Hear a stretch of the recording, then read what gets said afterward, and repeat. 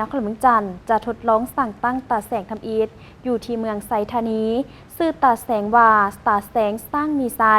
ซึ่งมีทั้งหมด23บ้านและได้กำหนดเอาเขตฟากเงิมออกไปเป็นตาแสงหนึ่ง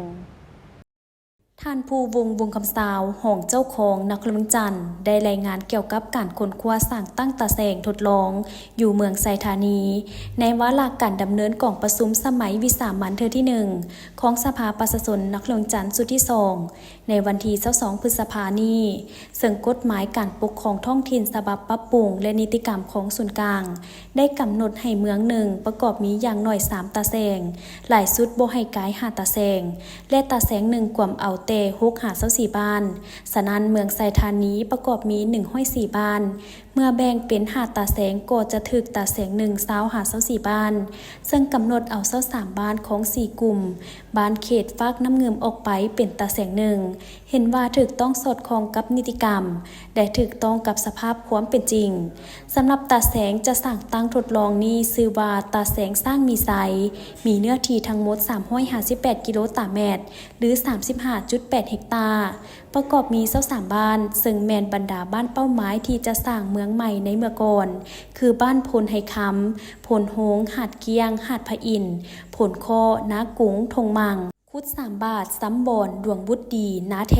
ท่าดินแดงเนือท่าดินแดงใต้เวิร์นเทนท่าจำปาหัวขัวหัวนาคันทุงนาคายพลเพงนางงมเก่านางงมใหม่และบ้านนาตาลมีพลเมืองทั้งหมด 35,577 คนมี 6,043 ครอบครัวตาแสงนี้ซึ่งแม่นจุดจากเป้าหมายว่าจะสร้างเมืองใหม่ในเมื่อก่อนซึ่งกวมเอา1บ้านคือบ้านไฮของกลุ่มทางอนตามผลการสัมมนากับสมาชิกสภาแห่งชาติและสมาชิกสภาประชาชนนครหลวงจันทร์ตาแสงนี้กวมเอา4กลุ่มบ้านคือกลุ่มหัดเกียง9บ้านกลุ่มดงบาง4บ้านกลุ่มห้วยเจียม2บ้านและกลุ่มบ้านสร้าง8บ้านในตาแสงนี้จะมีบ้านพัฒนา14บ้านบ้านป้องกันชาติเข้มแข็ง4บ้าน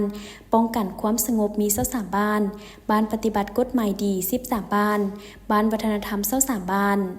อิงตามกฎหมายการปกครองท้องถิ่นฉบับปรับปรุงแจ้งการของรัฐบาลและของคณะประจำภาคองค์การปกครองนครหลวงจันทร์ให้ทดลองสร้างตั้งตาแสงทำอิฐของนครหลวงจันทร์และของประเทศอยู่เมืองไซธานี